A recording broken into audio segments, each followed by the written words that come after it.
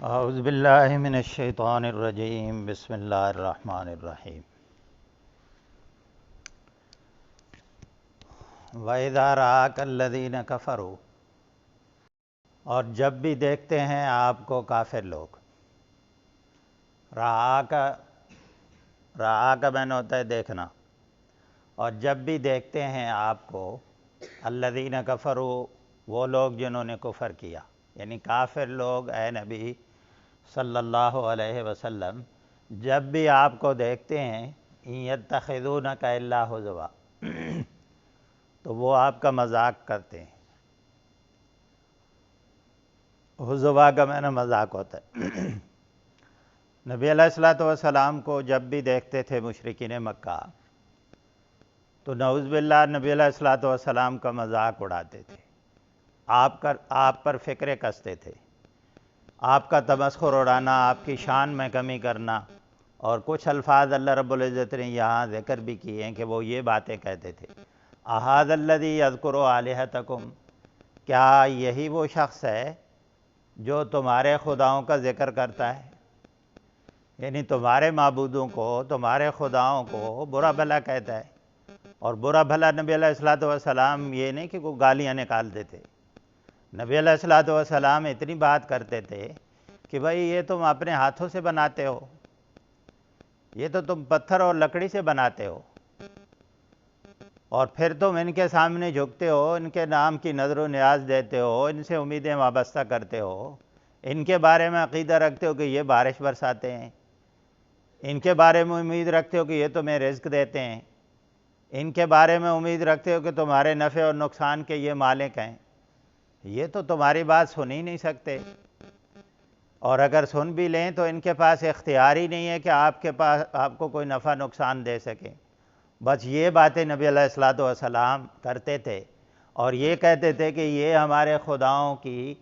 مذمت بیان کرتے ہیں، ہمارے خداؤں کو برا بھلا کہتے ہیں۔ یہ تو حق بات تھی، نبی علیہ الصلوۃ والسلام نے لوگوں کو یہی تو بتانے کے لیے آئے تھے۔ بھائی دنیا میں ایک ہی رب ہے، اس کے پاس اختیار ہے، وہ آسمانوں کا بھی رب ہے، زمین کا بھی وہی رب ہے، اسی کا حکم چلتا ہے، وہی نفع نقصان دیتا ہے، وہی عزت ذلت دے سکتا ہے۔ اس کے سامنے جھکو، اس کے در سے مانگو، وہاں سے تمہاری ضرورتیں اور مرادیں پوری ہوگی۔ نبی علیہ الصلوۃ والسلام نے تو لوگوں کو کہا کہ بھائی اس در کو چھوڑ کر کہاں جا رہے ہو، جہاں سے آپ کو کچھ نہیں ملنے والا۔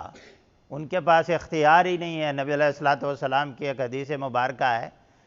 کہ اگر سارے لوگ پہلے اور پچھلے، اولکم و آخرکم انسکم و جنکم، انسان اور جن بھی، پہلے اور آخری سارے لوگ،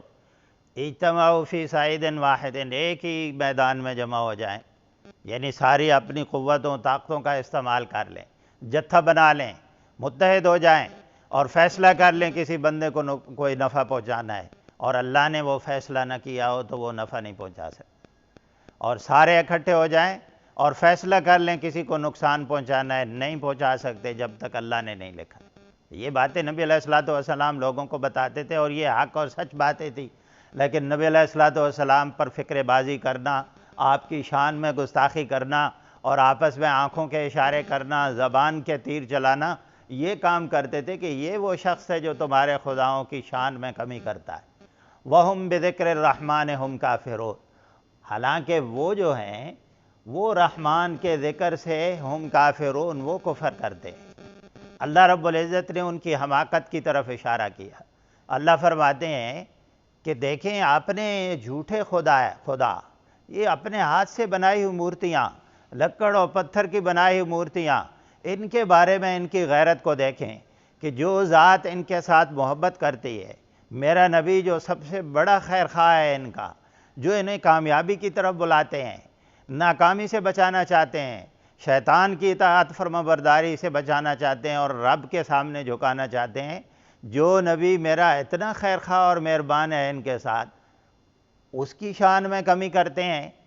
اور رب کے بارے میں فرمایا اپنے جو رحمان ذات ہے اس کے ذکر سے منہ موڑتے ہیں۔ یعنی ایک طرف ان کی غیرت دیکھیں اپنے جھوٹے خداؤں کے بارے میں، اور دوسری طرف بے غیرتی کی انتہا دیکھیں کہ جو سچا رب ہے، جس کے پاس اختیار ہے، جو ان کا خالق ہے، جو ان کا مالک ہے، لفظ رحمان کی طرف غور کریں اللہ نے فرمایا وہ ذات جس کی رحمت کا ہر وقت یہ مشاہدہ کر رہے ہیں، جس کی رحمت سے ہر وقت فائدہ اٹھا رہے ہیں، جس نے اپنی رحمت کی بنیاد پر ان کو تخلیق کیا، اپنی رحمت کی بنیاد پر ان کو رزق دیتا ہے، نفع نقصان، عزت ذلت، بیماری صحت، وہ اس کی رحمت کی بنیاد پر ہی فیصلے ہوتے ہیں جو فیصلے انسانوں کے بارے میں ہو۔ اپنے رحمان خدا کے بارے میں ان کا یہ رویہ ہے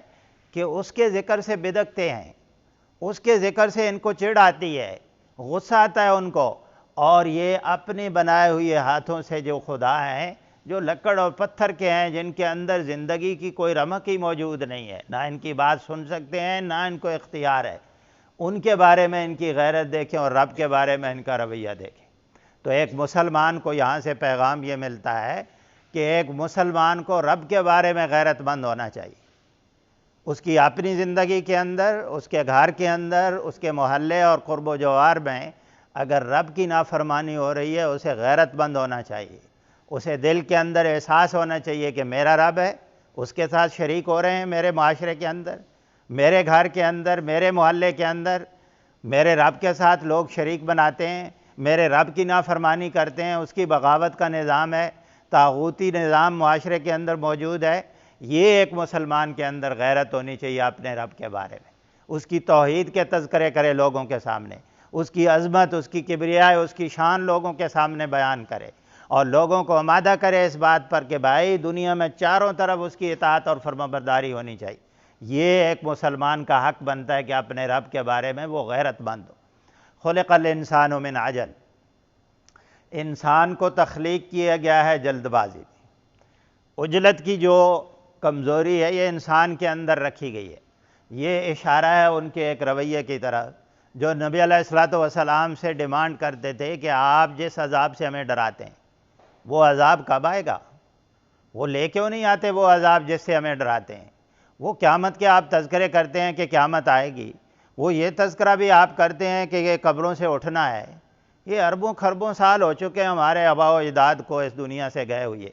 جو پہلے لوگ یہاں سے چلے گئے ہیں، ان کی ہڈیاں بھی ختم ہو گئیں، جسم ختم ہو گیا، آخر وہ کب اٹھیں گے قبروں سے؟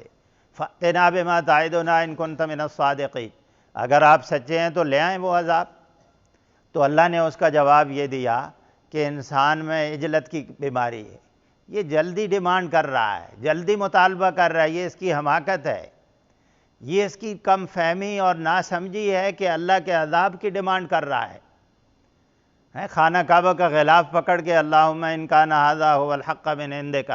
فامطر علینا حجارۃ من السماء وائتنا بعذاب الیم۔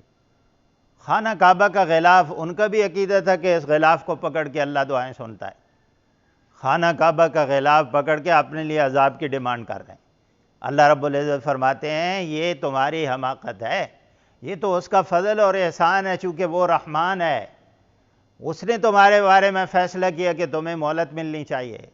تمہیں سنبھلنے کا موقع ملنا چاہیے، تمہیں اصلاح کا موقع ملنا چاہیے، توبہ کا موقع ملنا چاہیے، یہ اس نے اپنی رحمت کی بنیاد پر فیصلہ کیا ہوا۔ اور ایک طرف تمہاری حماقت ہے کہ فوری ڈیمانڈ کرتے ہو کہ فوراً وہ عذاب آ جائے، اور پھر میرے نبی سے کرتے ہو۔ میرے نبی تو تمہارے لیے ضمانت کا باعث ہیں، تمہارے لیے امان کا باعث ہیں۔ ما کان اللہ لیعذبہم وانت فیہم، اے اللہ نے اپنے نبی کو خطاب کیا کہ اے نبی جب تک آپ ان کے اندر موجود ہیں اللہ تعالیٰ ان کو عذاب نہیں دینا چاہتا، آپ کی برکت کی بنیاد پر، کہ جو آپ کے اندر ایک فکر اور درد اور خیرخواہی اور ہمدردی ہے انسانیت کی، اپنی امت کی، جو آپ اصلاح کی کوشش کر رہے ہیں، اس کے صدقے لوگ اللہ تعالیٰ ان کو بچانا چاہتے ہیں عذاب سے، اور یہ کتنے حماقت میں ہیں ہاں جی، اور ڈیمانڈ کر رہے ہیں کہ بھائی جلدی عذاب آ جائے۔ سوریکم آیاتی، اللہ فرماتے ہیں میں ان قریب دکھاؤں گا تم کو اپنی نشانیاں۔ یعنی اس غلط فہمی میں نہ رہنا کہ یہ عذاب اس میں تاخیر ہو رہی ہے اللہ کی حکمت کی بنیاد پر، اللہ کی رحمت کی بنیاد پر۔ یہ نہ کہنا کہ یہ عذاب آنے والا نہیں ہے، یہ نہ کہنا کہ اللہ رب العزت بے بس اور کمزور ہیں۔ ما انتم بمعجزین فی الارض، تم اللہ رب العزت کو زمین میں عاجز نہیں کر سکتے کہ اللہ بے بس ہو، کمزور ہو، تمہیں عذاب دینا چاہتا ہے لیکن وسائل نہیں ہے، تمہیں عذاب دینا چاہتا ہے لیکن اختیار نہیں ہے، تمہیں عذاب دینا چاہتا ہے لیکن قدرت نہیں ہے۔ تو اللہ رب العزت فرماتے ہیں نہیں، ان قریب میں تم کو اپنی نشانیاں عذاب کے کچھ علامات ضرور دکھاؤں گا، فلا تستعجلون، بس تم جلدی مت ڈیمانڈ کرو، یہ تمہارے فائدے میں ہے، اپنی اصلاح کر لو، سنبھل جاؤ، اپنی اصلاح کر لو، یہ تمہارے فائدے میں ہے، جلدی ڈیمانڈ نہ کرو۔ کس چیز کی عذاب کی ڈیمانڈ کر رہے ہو جلدی؟ اپنی تباہی اور بربادی کی اللہ سے مطالبہ کر رہے ہو، اللہ کے نبی سے، یہ کام نہ کرو، جلد بازی کا مظاہرہ نہ کرو، اپنی اصلاح کرو اور توبہ کرو۔ وَيَقُولُونَ مَتَىٰ هَٰذَا الْوَعْدُ إِن كُنتُمْ صَادِقِينَ، اور وہ کہتے ہیں مَتَىٰ هَٰذَا الْوَعْدُ، یہ وعدہ کب ہوگا اگر آپ سچے ہیں؟ وہی قیامت کا وعدہ، وہ اللہ کے عذاب کا وعدہ کہ ہم نبیوں کی مخالفت کرتے ہیں، آپ اللہ کے سچے نبی ہیں تو لے آئیں وہ عذاب۔ تو یہ ان کی جلد بازی کی طرف اشارہ ہے کہ یہ مطالبہ نبی علیہ الصلوۃ والسلام سے کرتے تھے۔ لَوْ يَعْلَمُ الَّذِينَ كَفَرُوا حِينَ لَا يَكُفُّونَ عَنْ وُجُوهِهِمُ النَّارِ، اللہ نے اس کا جواب دیا، اللہ لو، کاش، اگر، یعلم الذین کفروا، یعلم علم سے ہے کہ وہ لوگ جنہوں نے کفر کیا، کاش کہ ان کو پتہ چل جاتا، کاش کہ ان کو آگاہی ہو جاتی، کاش کہ وہ اس حقیقت کو سمجھ جاتے، حین لا یکفون عن وجوہہم النار، اس وقت کو اس سین اور پکچر کو جو اللہ نے بیان کیا اپنی کتاب کے اندر، جو نبی نے اپنی زبان مبارک سے ان کے سامنے بیان کی ہے کہ آخرت کا منظر کیسے ہوگا، آخرت کے اندر اللہ کا عذاب کیسے ہوگا، کاش، اللہ فرماتے ہیں کاش ان کافروں کو یہ حقیقت سمجھ آ جاتی، اگر یہ حقیقت سمجھ آ جاتی تو یہ پھر اللہ کے عذاب کا مطالبہ نہ کرتے۔ اللہ فرماتے ہیں ایک وقت آنے والا ہے، لا یکفون عن وجوہہم النار، وہ نہیں روک پائیں گے اپنے چہروں سے آگ کو، ایک وقت آنے والا ہے آگ کا سامنا کرنا ہوگا، ایک وقت آنے والا ہے دوزخ میں انہیں جانا پڑے گا، کیونکہ ان کا جو رویہ ہے میرے نبی کی شان میں توہین کرتے ہیں، رحمان کے ذکر سے منہ موڑتے ہیں، بھاگتے ہیں وہاں سے، آخرت کا انکار کرتے ہیں، میری توحید کا انکار کرتے ہیں، شرک کرتے ہیں میرے ساتھ، یہ جو ان کا رویہ ہے اگر اس سے باز نہ آئے اور مسلسل میرے نبی سے عذاب کی ہی ڈیمانڈ کرتے رہے، اپنی اصلاح نہ کی، تو یہ ان کا انجام کیا ہوگا؟ دوزخ انجام ہوگا، اور جب آگ ہوگی دوزخ کی، فرمایا اس کو اپنے چہروں سے روک نہیں پائیں گے۔ چہرے کی بات اس لیے کی ہے کہ انسان کی یہ فطرت ہے کہ جب بھی اس کے سامنے کوئی تکلیف آتی ہے، کوئی اس کو نقصان دہ چیز اس کو سامنے نظر آتی ہے، تو فوراً انسان اپنے چہرے کے سامنے ہاتھ کرتا ہے، وہ اپنے چہرے کو بچانا چاہتا ہے، کیونکہ وہ بڑا حساس ہوتا ہے اپنے چہرے کے بارے میں، اس کی شخصیت، اس کی ضروریات چہرے کے ساتھ، آنکھیں چہرے میں ہیں، زبان اس کی چہرے کے اندر ہے، کان اس کے چہرے کے اندر ہے، تو یہ سب سے مقدس اور محترم حصہ ہے انسان کے جسم کا، اور جب بھی کوئی تکلیف دے، کوئی خدا نخواستہ کسی کا ایکسیڈنٹ ہو جائے یا آگے سے کوئی ایسی چیز آ جائے، فوراً انسان اپنے ہاتھ کے سامنے، چہرے کے سامنے ہاتھ رکھے گا۔ تو اللہ تعالیٰ فرماتے ہیں کہ وہ اللہ کا عذاب اتنا سخت ہوگا کہ وہ اپنے چہروں کو بھی نہیں بچا پائیں، تباہی ہے ان کے لیے، بربادی ہے۔ وَلَا عَنْ ظُهُورِهِمْ، نہ ہی اپنی پیٹھوں سے، نہ ہی پیچھے سے عذاب کو بچا پائیں گے، نہ ہی آگے، یعنی چاروں طرف سے ان کے اوپر عذاب ہوگا، چاروں طرف سے ان کے اوپر آگ ہوگی، نہ اپنے فرنٹ سے نہ اپنے بیک سے، اگلا پچھلا چاروں طرف اللہ کی طرف سے عذاب ہوگا، اس کو روک نہیں پائیں گے۔ اور یہ اشارہ اس بات کی طرف بھی ہے کہ میرا نبی ان کو پکارتا رہا، میرے نبی سے منہ موڑتے رہے، میرے نبی کی طرف آنے کے لیے تیار نہیں تھے، پہلو تئی کرتے رہے، پیٹھ دے کر بھاگتے رہے۔ اب اللہ تعالیٰ ان کو ان کے چہروں اور ان کے پیٹھوں کے اوپر عذاب آئے گا، یہ میرے نبی کی طرف پیٹھ کرتے رہے، میرے نبی کی بات کو سن کے دوسری طرف جاتے رہے، میرا نبی تمہیں بتاتا رہا یہ راستہ کامیابی والا راستہ ہے، یہ رب کی طرف جاتا ہے، تو میرے نبی کی بات سن کر تم پیٹھ دے کر بھاگ رہے تھے، منہ موڑ رہے تھے میرے نبی سے۔ آج تمہارے منہ اور پیٹھ کی یہی سزا ہے کہ وہ دنیا میں جو میرے نبی کے پاس آنے کے لیے تم تیار نہیں تھے۔ وَلَا هُمْ يُنصَرُونَ، اور نہ ہی ان کی مدد کی جائے گی، کوئی نصرت اور کوئی مدد کرنے والا، جو ان کا عقیدہ تھا نا یہ ہمارے خدا ہمیں بچا لیں گے،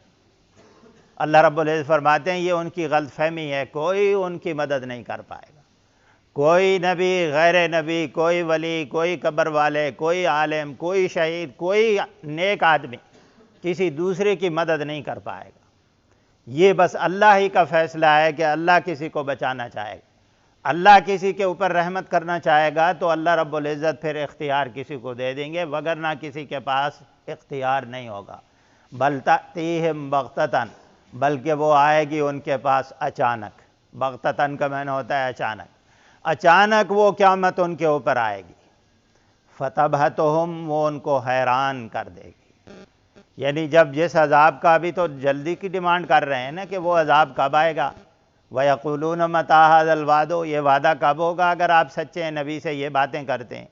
اللہ رب العزت فرماتے ہیں کہ اگر دنیا میں عذاب نہ آئے گا تو قیامت تو آئے گی،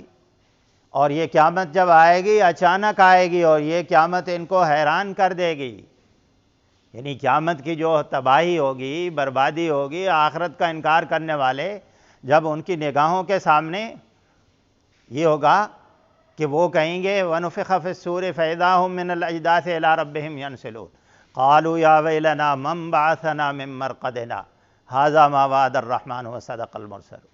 وہ تو عقیدہ یہ رکھتے تھے کہ قیامت نہیں آنے والی ہے، جب قبروں سے اٹھیں گے رب کی طرف دوڑ رہے ہوں گے، وہ کہیں گے یا ویلنا من بعثنا من مرقدنا، افسوس ہے ہمارے لیے، قبروں سے ہمیں کس نے اٹھا دیا۔ اس وقت انہیں کہا جائے گا ھذا ما وعد الرحمن، یہ رحمان نے تمہارے ساتھ وعدہ کیا تھا، میرے نبی تمہیں یہی بتاتے رہے تھے، اس وقت تم ماننے کے لیے تیار نہیں تھے۔ وصدق المرسلون، رسولوں نے سچ بات کہی تھی، ہر رسول نے اپنی قوم کو یہ بتایا تھا کہ یہ زندگی عارضی ہے، اللہ کے سامنے پیش ہونا ہے۔ تو اللہ تعالیٰ فرماتے ہیں وہ قیامت اچانک آئے گی، حیران کر کے رکھ دے گی ان کو۔ حدیث کے الفاظ ہیں، لوگ اپنے زندگی کے روٹین میں، معاملات میں مصروف ہوں گے، کوئی کاروبار میں کسی دکاندار کے پاس بیٹھا ہوگا، سودا سلب لے رہا ہوگا، کپڑا پھیلایا ہوا ہوگا لے رہا ہوگا، کوئی اپنے جانوروں کا دودھ لے کر دو رہا ہوگا، اچانک قیامت آ جائے گی۔ تو یہ پیغام ہمارے لیے یہ ہے کہ قیامت کا چونکہ تعین نہیں ہے، موت کا وقت پتہ نہیں ہے۔ نبی علیہ السلام نے فرمایا من مات فقد قامت قیامتہ، جو آدمی مر گیا اس کی قیامت تو قائم ہو گئی۔ تو گویا ہماری قیامت ہماری موت ہی ہے، اور موت جب آئے گی اچانک آئے گی، اس لیے ایک مسلمان کو یہ پیغام ہے کہ غلط فہمی میں نہ رہنا، سستی کا مظاہرہ نہ کرنا، غفلت کا مظاہرہ نہ کرنا، اپنی تیاری، آخرت کی تیاری کر لینا، کسی وقت بھی موت آ سکتی ہے، اور جب موت آ جائے گی اگر آپ نے تیاری نہیں کی ہوگی تو پھر کیا ہوگا؟ پھر افسوس کا اظہار کریں گے، پھر وہ چیز آپ کو حیران کر دے گی۔ اگر آپ نے تیاری کی ہوگی تو پھر حضرت بلال رضی اللہ تعالیٰ عنہ جیسی کیفیت ہوگی۔ جب بیمار تھے اور کیفیت ایسی تھی کہ زندگی گویا خاتمے کی طرف جا رہی ہے، اثرات ایسے، آثار ایسے تھے، تو جب سارے گھر والے پریشان تھے، رو رہے تھے، حضرت بلال رضی اللہ تعالیٰ عنہ کے چہرے کے اوپر مسکراہٹ تھی، اور کہہ رہے تھے غداً لقینا محمدًا واصحابہ،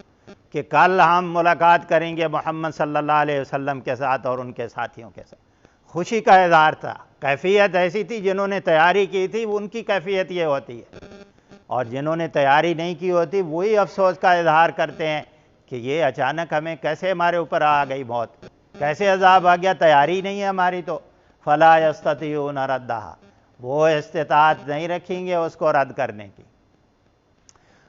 اس قیامت کو روک لیں، اپنی موت کو روک لیں، یہ استطاعت ان کے پاس نہیں ہوگی۔ قرآن کہتا ہے کہ جب وہ آ جائے گی نا موت، پھر لوگ بھاگیں گے کسی حکیم کی طرف، ڈاکٹر کی طرف، کوئی دم درود کرنے والا کوئی آ جائے بچا لے،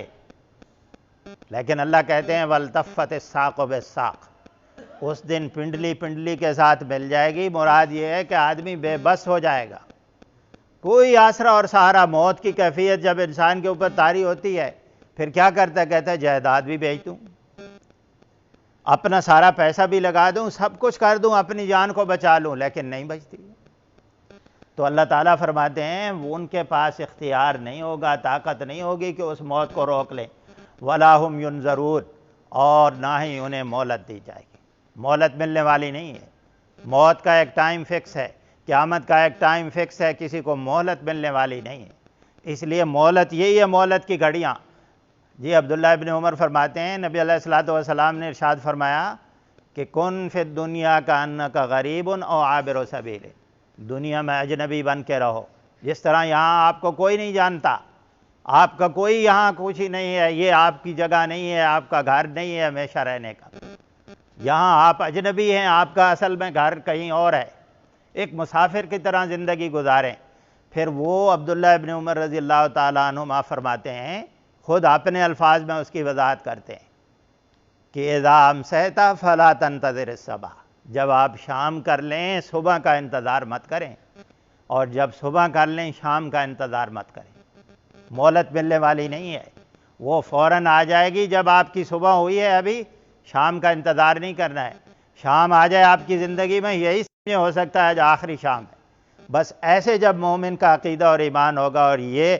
انڈرسٹینڈنگ ہوگی، یہ سمجھ ہوگی، تو پھر کیا کرے گا؟ پھر تیاری کرے گا کہ میں کسی وقت بھی یہاں سے جا سکتا ہوں۔ اللہ سے دعا ہے کہ اللہ تعالیٰ عمل کی توفیق نصیب فرمائے۔